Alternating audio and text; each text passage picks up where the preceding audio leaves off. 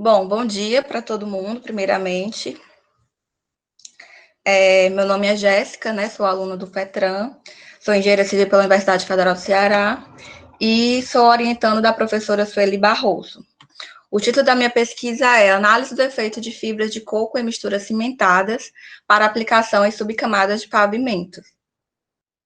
Um pouco da contextualização, né? A escassez de recursos naturais que atendem às exigências para uso na pavimentação é um dos problemas que eu estou tentando contornar um pouco. A crescente preocupação com a grande quantidade de resíduos gerada e com a respectiva destinação correta, que vem aí por meio da Política Nacional de Resíduos Sólidos, de 2010, e algumas leis também que surgiram em âmbito tanto estadual quanto municipal. Inclusive, no ano passado entrou em vigor o Código da Cidade de Fortaleza, que também prevê essa destinação correta. E o aumento do tráfego das vias, que faz com que sejam exigidos cada vez mais pavimentos mais resistentes para aguentar a carga, né? Então, que solução eu poderia propor para amenizar tudo isso? No meu caso, eu estou propondo uma estabilização química, né?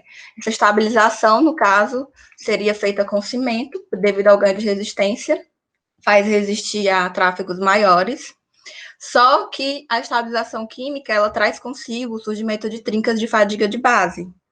E essas trincas, elas podem ser refletidas para o revestimento, causando danos ainda maiores.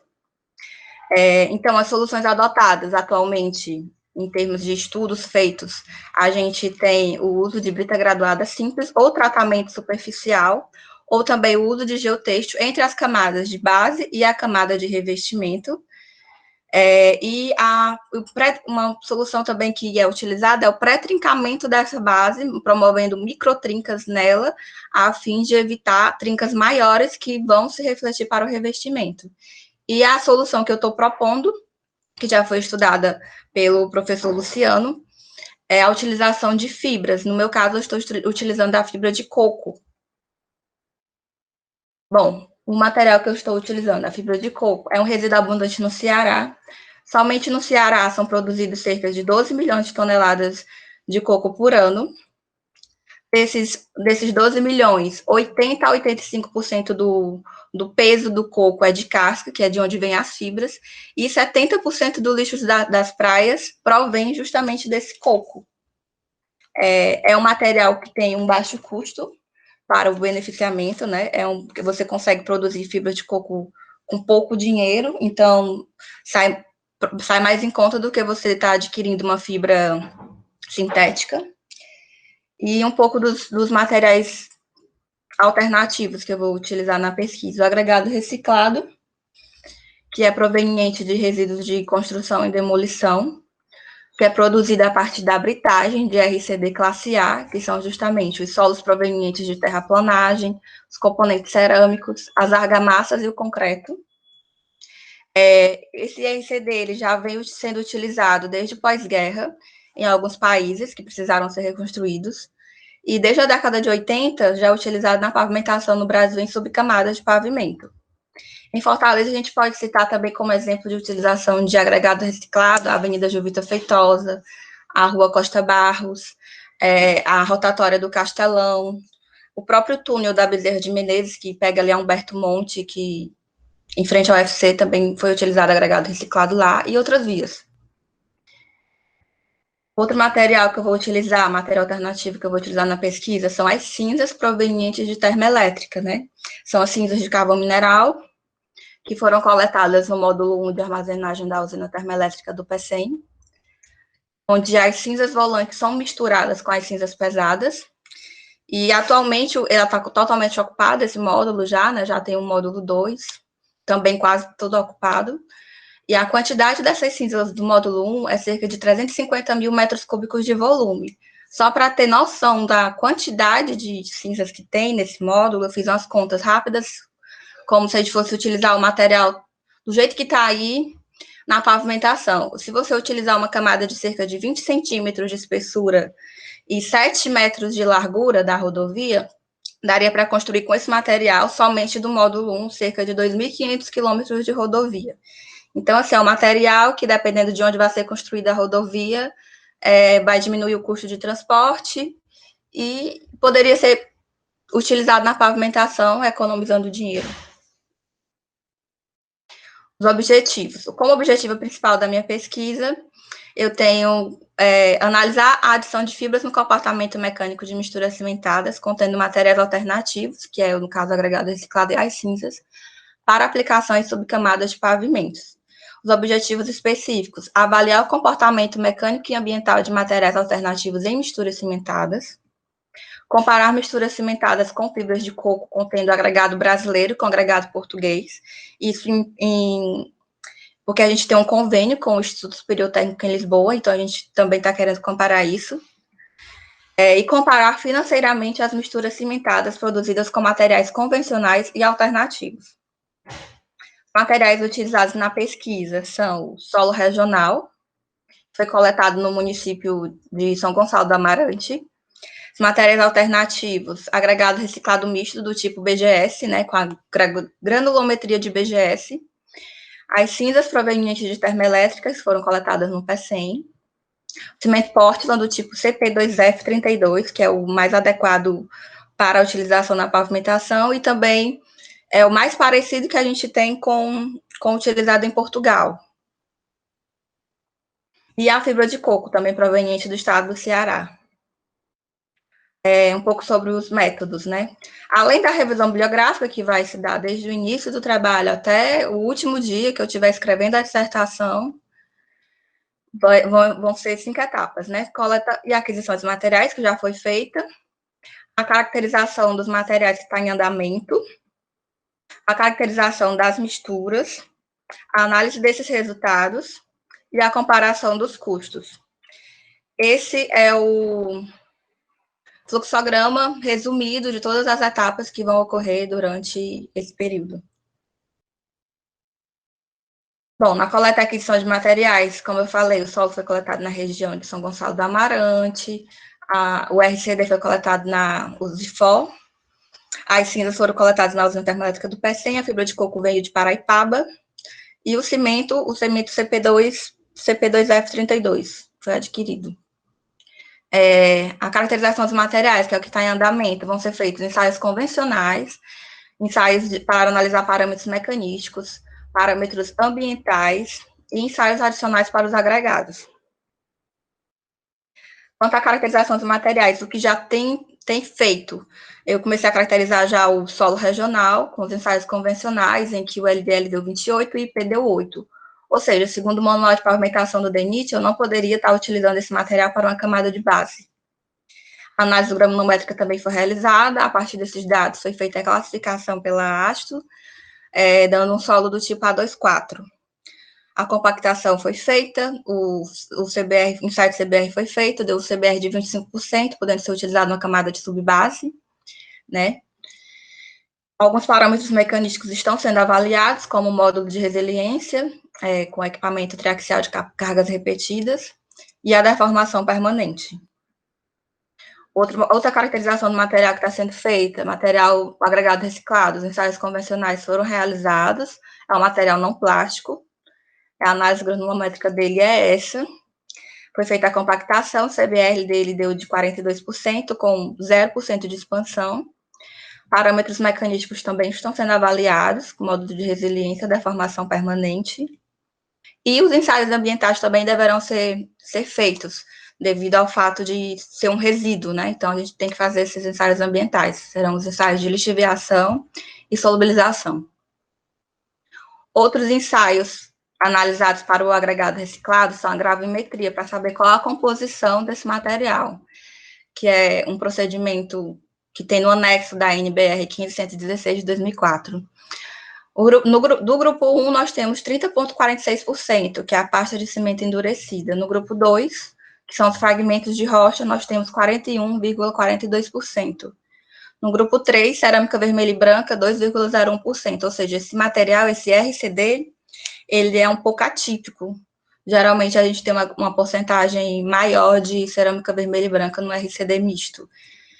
E dos materiais não minerais, a gente tem 26,11%, com destaque para aqui o betume. Só o betume a gente tem quase 26%, então é um material bem diferenciado do que a gente encontra por aí de RCD. tem um teor bem mais alto de betume nele. Foi feito um ensaio de absorção de água do agregado graúdo, análise granulométrica após a compactação para verificar a produção de finos, a quebra desse material, porque é um material que pode ser facilmente quebrado durante a compactação, então foi feita essa análise para verificar se ele vai modificar de faixa ou não. O índice de forma vai ser realizado ainda, a abração Los Angeles, e a caracterização desse material por meio do equipamento Ames.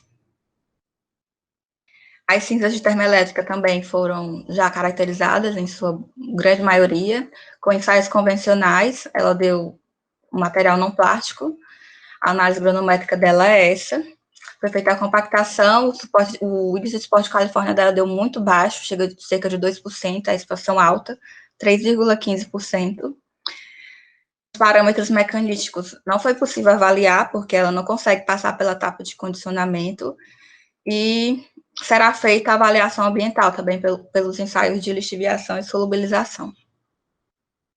A caracterização das misturas será feita através dessa lista de ensaios, né, CBR, módulo de resiliência, deformação permanente, resistência à compressão simples, tração na flexão e retração, de acordo com o procedimento proposto pelo professor Luciano, na dissertação dele.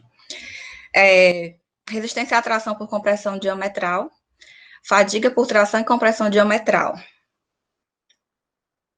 A análise 4 será feita a análise dos resultados por meio de programas de dimensionamento, como o Medina e o CAP3DD. Será feita a comparação desses materiais produzidos com materiais convencionais, e no caso das misturas contendo agregado reciclado, será feita também a comparação com as misturas portuguesas. Como eu falei, a gente tem um convênio com o Instituto Superior Técnico de Portugal, então vai ser feita também essa comparação. E a comparação de custos, que vai ser feita por meio de uma tabela de preços da CEINFRA.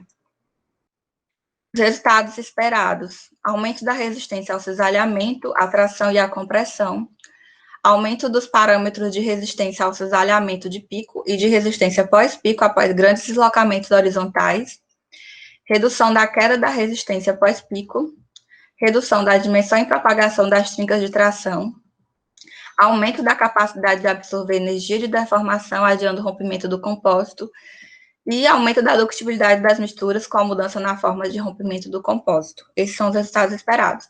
O cronograma, ele foi modificado, né, devido à pandemia que aconteceu. Esse espaço em preto é justamente o período que o laboratório ficou fechado, então não foi possível fazer os ensaios que eu estava querendo fazer. E aí eu ajustei o cronograma até maio de 2021. Os agradecimentos que eu tenho à FUNCAP, FCT, o Laboratório de Mecânica dos Pavimentos, a EDP, a Usifor e a Petrobras. E é isso. Obrigada, Jéssica, pela tua apresentação. A gente tem ainda um tempinho até o final hoje. Queria saber se alguém tem algum comentário a fazer sobre a apresentação da Jéssica.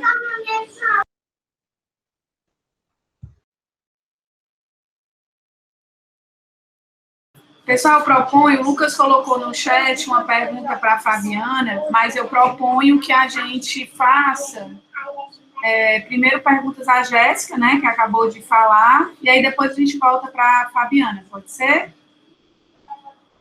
Quem tem algum questionamento, curiosidade?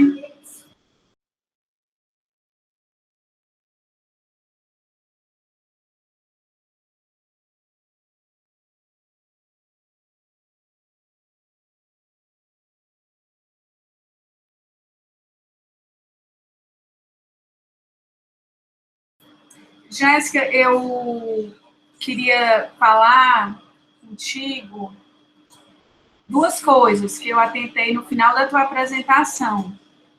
Uma é que, provavelmente, no teu cronograma, inclusive, não sei se no cronograma da Fabiana isso também está posto, eu acho importante vocês pensarem sobre isso, sobre as publicações, né?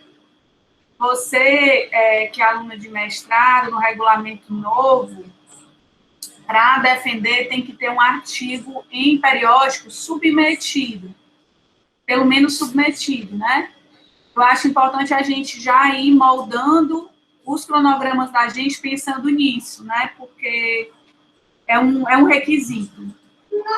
E uma outra coisa que eu queria falar é sobre teus resultados esperados. Tu pode colocar lá a apresentação, onde você fala de resultados.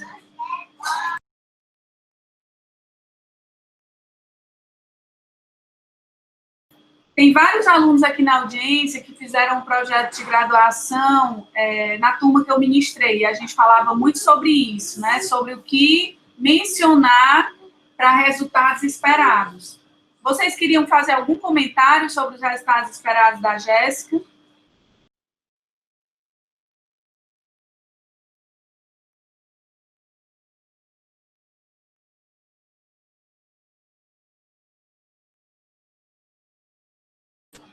Bruno, eu vou começar a chamar, né, para ver se fala.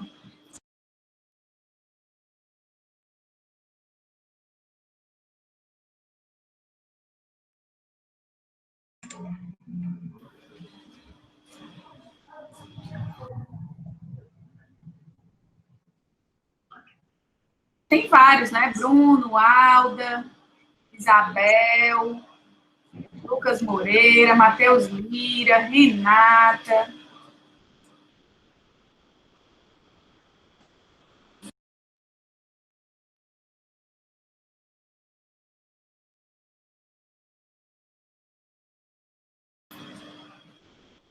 O que a gente apresenta quando a gente fala de resultados esperados numa proposta? A Jéssica ela já tem alguns resultados, né? Ela mostrou para a gente, mas ela ainda apresenta uma proposta. Né? A sessão de resultados esperados é uma sessão que só existe uma proposta, não existe um trabalho final. O que a gente apresenta?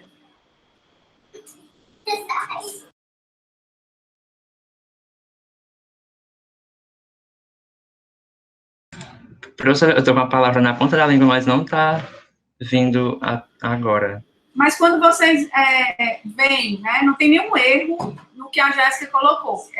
Na verdade, é uma readequação do que está posto. Quando vocês leem a Jéssica posicionando, eu espero como resultado esperado aumentar a resistência ao cisalhamento, a tração e a compressão, quando o quê, Jéssica? Você espera que aumente a partir de quê? Da inserção de que material? A partir da inserção das fibras é que é esperado isso. E esses resultados são justamente com base nos estudos que eu venho lendo da revisão bibliográfica. Certo. Aí ela disse isso, né, na sessão de resultados esperados dela. Aí deixa eu dizer uma coisa para vocês no geral. E se de repente a Jéssica começa a estudar e a fibra que ela usou, na verdade, não aumentou, foi diminuir. O trabalho da Jéssica não tem relevância? Essa é uma pergunta. Tem, porque ela ainda assim chegou em uma resposta, não era o que ela esperou.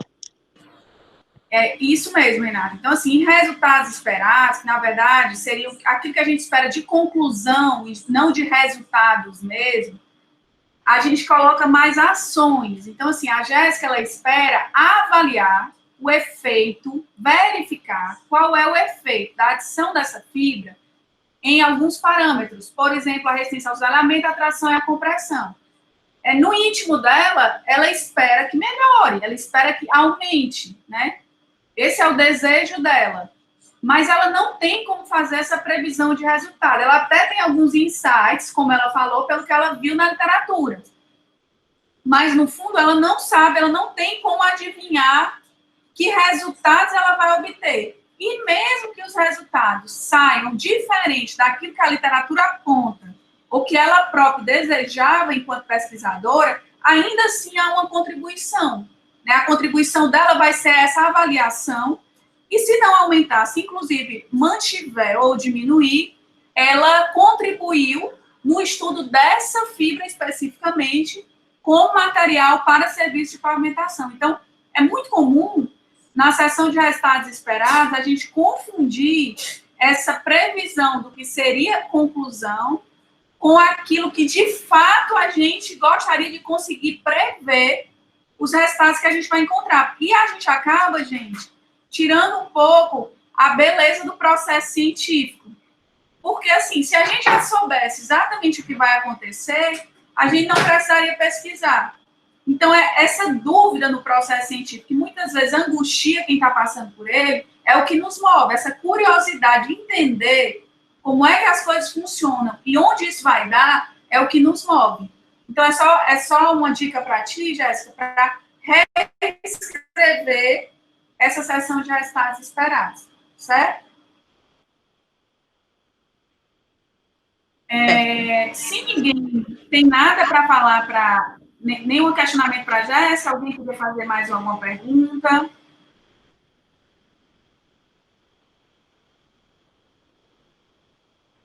Eu tenho uma pergunta para ti, Fabiana, no chat do Lucas. Você quer falar, Lucas? Oi, bom dia. Bom dia. Porque eu não tive contato ainda com Machine Learning, e aí eu queria saber como foi para a Fabiana esse primeiro contato e se ela está usando algum programa, alguma linguagem de programação. Então, o contato foi mesmo. Eu posso dizer assim, na verdade foi por conta de um grupo de amigos, né? Que eu tenho um grupo de amigos grande na computação, e eles têm uns projetos, e foi assim que eu tive contato, né? Eu não trabalho nesse projeto com eles, mas eu tive contato e eles ensinam também algumas coisas e mandam uns cursos para eu fazer. E assim, eu ainda não comecei a fazer porque justamente não tenho os dados, né? O que eu faço é só aprender aí a parte da programação, que vai ser no Python. Assim, por hora vai ser no Python. Jéssica, surgiu aqui uma pergunta para você no chat, feito pela Taslina. Você quer elaborar, Taslina?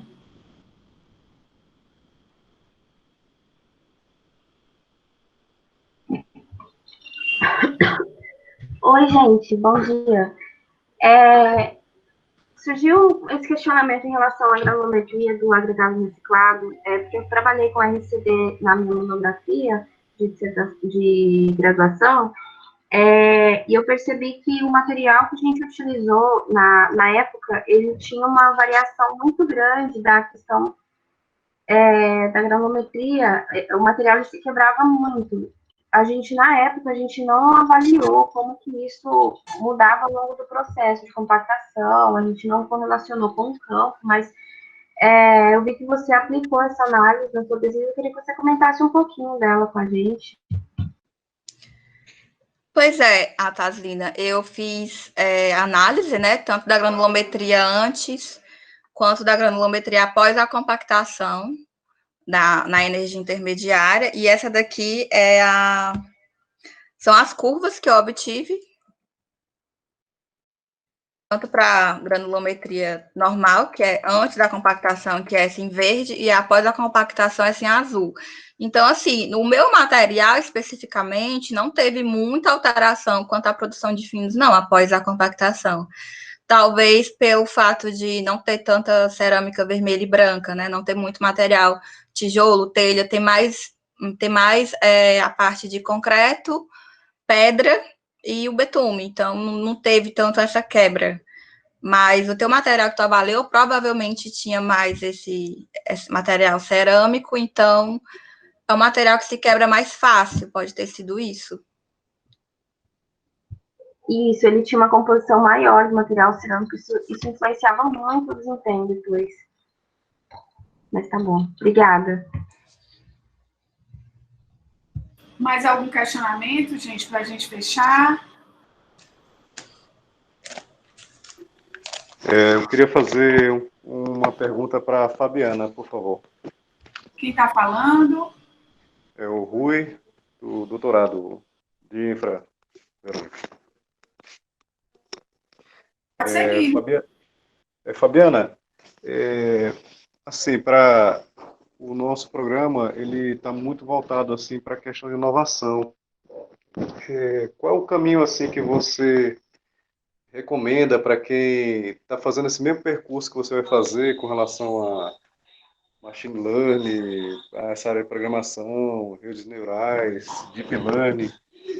Qual é a sequência assim de etapas, né, que você recomenda para qualquer pessoa que está iniciando agora, porque eu acho que a maioria do pessoal que está aí hoje assistindo, né, está muito otimista com relação ao uso dessas ferramentas inovadoras. Oi, Rui. Então, na verdade, assim, machine learning todo mundo quer usar porque é palavra da moda, né? Mas a gente só deve usar esse tipo de conceito, né? Que na verdade machine learning é um conjunto de conceitos, né? Não é uma ferramenta. Quando os métodos convencionais não conseguem resolver, né? Então, por que que eu pensei no machine learning? Porque quando nos estudos que o pessoal usou estatística convencional, os coeficientes de determinação não foram suficientes, não foram bons o suficientes, porque talvez as pessoas que fizeram essas análises ou não sabiam como incorporar outros dados para fazer regressão múltipla, ou porque realmente não foi suficiente. Então, na verdade, primeiro, ter certeza que o seu problema não pode ser resolvido com métodos convencionais. Aí sim se justifica o uso de machine learning, né, de inteligência artificial, né, que é o espectro maior do machine learning. E vendo que o seu problema só vai conseguir ser resolvido dentro desse espectro, trabalhar com banco de dados, porque são métodos, são conceitos que demandam muitos dados. Se tiver poucos dados, uma regressão simples resolve. E, assim, quero dizer, ele dá o mesmo resultado que uma regressão simples, então não valeria a pena concentrar esforços para trabalhar com esse método, entendeu? Então, uma das coisas que mais eu vejo quando eu estou lendo, quando eu estou assistindo os cursos, não queira só porque é moda. O importante é resolver o problema, né? E aí, a segunda parte é banco de dados. E assim, como você comentou, quanto mais profundo é o modelo, mais dados demanda. Obrigado, Fabiana. Achei ótima a tua colocação, Fabiana. E vale para tudo, né? Vale para machine learning, mas vale para qualquer outra coisa. Exatamente. Às vezes, na ânsia de inovar, esquece de realmente verificar se o que está posto pode atender, né? Eu queria aproveitar aqui, né, a gente já são 12:02, queria agradecer e parabenizar, né, as duas, Fabiana e Jéssica. Eu acho que as duas têm nível. Queria até perguntar para você, Jéssica, você já qualificou? Não qualifiquei ainda. Minha qualificação estava prevista para outubro, só que como teve o fechamento do laboratório, foi adiada. Fabiana, obviamente, não qualificou, né? Está recém-entrada no doutorado, mas eu acho que as duas apresentaram trabalhos com andamento até além do que essa atividade de seminário Zoom pede, né?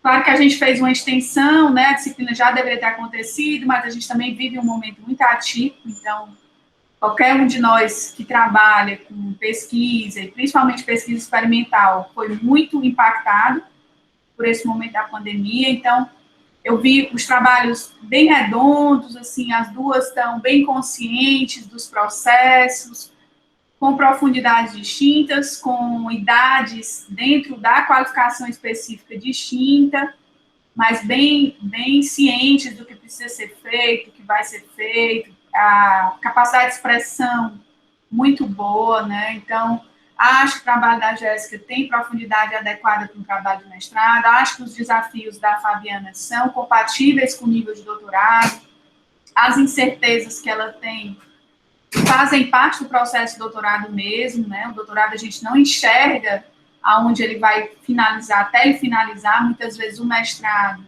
o orientador já sinaliza e já enxerga, é uma questão de realizar mesmo, de formar o aluno para aquilo.